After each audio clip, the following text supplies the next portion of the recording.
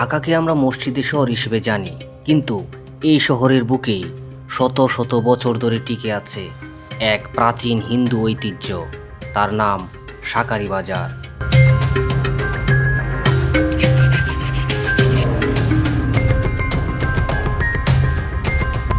আমরা ইন্ডিয়াতে এলো কাটিংটাও নিয়ে আসতে পারি, এই হচ্ছে আমাদের সুবিধা। কাটিং আনলে আমাদের এখানে কারিগর আছে, এরা সমস্ত ডিজাইনগুলো করে আমাদেরকে সাপ্লাই দিতে পারে। ইসলামিক একটি দেশে হিন্দু বাজার, বাংলাদেশের রাজধানী ঢাকার পুরান ঢাকা এরিয়ায় শাঁখারী বাজার। আজকে আপনাদেরকে জানাবো শাঁখারী বাজারের বিস্তারিত।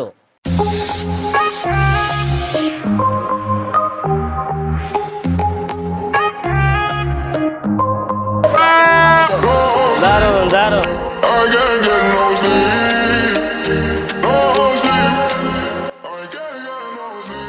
এই সদরঘাট কোন পর্যন্ত যাবে? আচ্ছা, ওই পর্যন্ত যাই, সমস্যা নেই।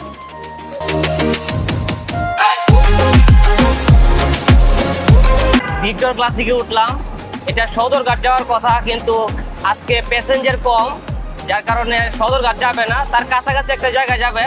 পরে ওইখান থেকে আমি হেঁটে অথবা রিক্সা দিয়ে যাব।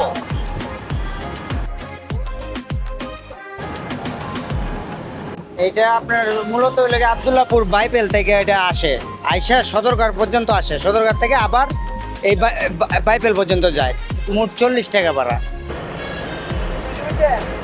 রামপুরা বাড্ডা, এরপরে আপনার যমুনা বসুন্ধরা, কুড়িল বিশ্ব রোড, এয়ারপোর্ট, খিলক্ষেত, এগুলো হয়ে যায়। রামপুরা বাড্ডা বেশিটা একটু পরিচিত আর কি।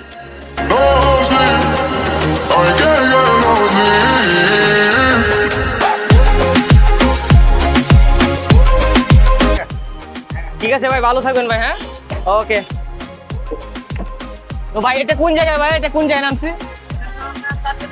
এটা তাঁতি বাজার। ও, তাহলে তো খুব কাছাকাছি চলে আসছি।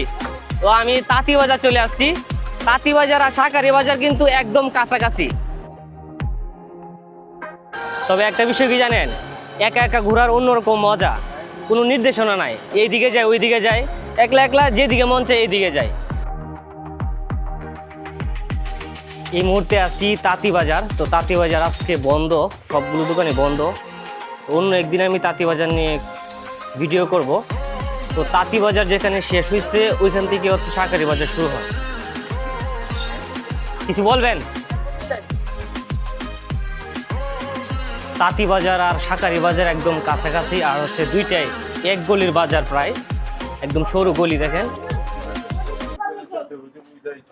হিন্দু সংস্কৃতির গুরুত্বপূর্ণ একটি উপাদান হচ্ছে শাঁখা। এই শঙ্খ থেকে তৈরি করা হয় শাঁখা, আর শাঁখা যারা তৈরি করে তাদেরকে বলা হয় শাঁখারী। প্রায় 1000 বছর আগে রাজা বল্লাল সেনের সঙ্গে দক্ষিণ ভারত থেকে তখনকার রাজধানী বিক্রমপুরে আসেন। বিক্রমপুরে বর্তমানে একটি শাঁখারী বাজার রয়েছে। তবে পুরান ঢাকার শাঁখারী বাজার আসে মুঘল আমলে। মুঘল আমলে ইসলাম খাঁ যখন ঢাকায় আসেন, ঢাকাকে রাজধানী করেন আর নাম দেন জাহাঙ্গীরনগর। ইসলাম খাঁই এই শাঁখারীদের প্রয়োজন অনুভব করে বিক্রমপুর থেকে বর্তমানে ঢাকার এই পুরান ঢাকায় লাখেরা জমির লোভ দেখিয়ে এই জায়গায় থাকার জায়গা করে দেন। আর এই জায়গায় শাঁখারীরা থাকতেন, যার কারণে এই বাজারের নাম হয়ে যায় শাঁখারী বাজার।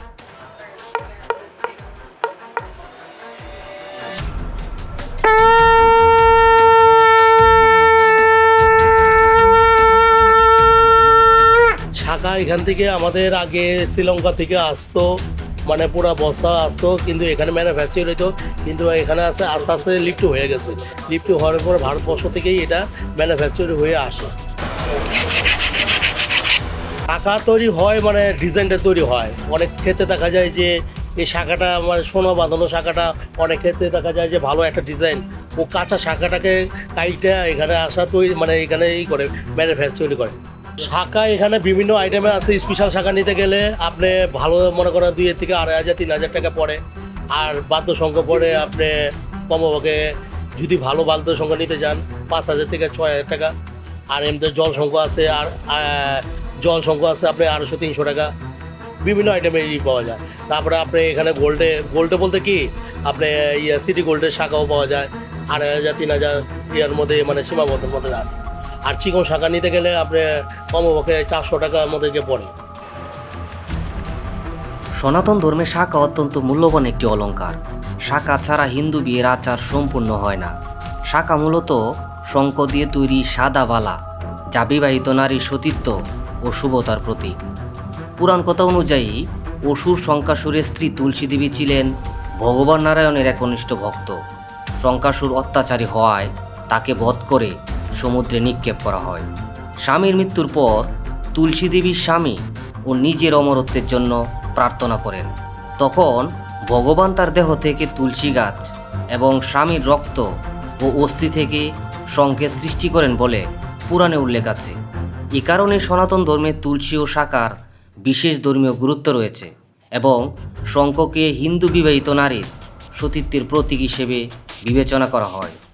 শাঁখার সাথে লাল পলা ও লোহা একত্রে বিবাহিত মহিলার সুরক্ষা ও মঙ্গলের চিহ্ন হিসেবে ব্যবহার হয়। রাজধানী ঢাকার শাঁখারী বাজার প্রায় 400 বছরের পুরনো একটি ঐতিহাসিক এলাকা। বাংলায় শাঁখা বল্লাল সেনের সময় থেকে এর জনপ্রিয় হয়, যা এখনও চলমান। শাঁখারীদের অধিকাংশ ছিলেন নিরামিষভোজী এবং বিংশু বা কৃষ্ণের অনুসারী। ভাদ্রের শেষ সপ্তাহে হতো তাদের প্রধান উৎসব। সে সময় তারা 5 দিন কাজ করতেন না এবং পুজো করতেন অগস্ত্য ঋষির। তাদের মতে শঙ্খ অসুর নামে এক দানবকে অগস্ত্য মুনি হত্যা করেছিলেন। হত্যার জন্য ব্যবহার করেছিলেন যে উরনের করাত, সে করাত দিয়েই শাঁখারীরা শাঁখা কাটেন। শাঁখারী বাজারের বাইরে কোনো শাঁখারী বসবাস করলে তাকে সমাজচ্যুত করা হতো, যার কারণে তারা সবাই একত্রে একই জায়গায় যুগ যুগ ধরে বসবাস করে আসছেন। মুঘল আমলে মির্জা নাদান তার লেখায় এই এলাকার কথা উল্লেখ করেছেন। 1971 সালে 25শে মার্চ গণহত্যার সময় পাকিস্তানি বাহিনী শাঁখারী বাজারকে ধ্বংস করে দেয়। এসব কিছুর পরেও শাঁখারী বাজার টিকে আছে অসাম্প্রদায়িক বাংলাদেশের প্রতীক হিসেবে। একটা বিষয় আপনাদেরকে বলে রাখি, সেটা হচ্ছে বর্তমানে বনানী, গুলশান, বারিধারা এই জায়গাগুলো যেরকম এলিটদের বসবাস, এই শাঁখারী বাজারে একসময় এলিটরা বসবাস করতেন। শাঁখারী বাজার নাম শুনে বুঝতে পারতেছেন এটা হিন্দু সংস্কৃতির সঙ্গে জড়িত। এই বাজারে আসলে হিন্দুদের সব ধরনের পণ্য পাওয়া যায়। পূজা, বিয়ে, আপনি যা চাইবেন সব কিছুই পাওয়া যায়। আজকে আমি একটা দোকানে চলে আসছি, দেখি আসলে কি কি পাওয়া যায় এখানে। শাঁখা পাওয়া যায়, তারপর বাদ্য শঙ্খ পাওয়া যায়, ঘণ্টা পাওয়া যায়, শিব পাওয়া যায়, চন্দন পাওয়া যায়, শঙ্খ পাওয়া যায়, ঘট পাওয়া যায়, তামার ঘট পাওয়া যায়, বিভিন্ন ধরনের। তারপর পাওয়া যায় মূর্তি পাওয়া যায়,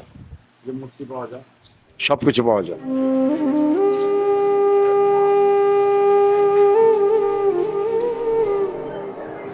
আমাদের এখানে পার্শ্ববর্তী এলাকার মধ্যে আছে পাড়িটোলা আছে, তাঁতিবাজার আছে, সুতাননগর আছে, শিখ মন্দির আছে, তারপরে আছে রাধেগাম বসাক লেন আছে, গোয়ালনগর আছে, কোতালি রোড আছে, বিভিন্ন এখানে। তারপরে আছে আপনার রমাকান্তগলি লেন, কৈলাস ঘোষ লেন, লক্ষ্মীবাজার আছে। আমাদের অত এলাকাটা নিয়ে আমরা হিন্দু বসবাস করি। বাংলাদেশ একটি ইসলামিক দেশ হলেও এ দেশে হিন্দুদের বসবাস ছিল। শাঁখারী বাজার তারই স্মৃতি বহন করে। এখানে আসলে হিন্দু সংস্কৃতির সব কিছু আপনি পাইকারি, খুচরা বিভিন্নভাবে কিনতে পারবেন। পরের ভিডিও আসবে বিনোদ বিবির মসজিদকে নিয়ে। সেই পর্যন্ত সবাই ভালো থাকবেন, সুস্থ থাকবেন। আসসালামু আলাইকুম, বাই বাই, টাটা।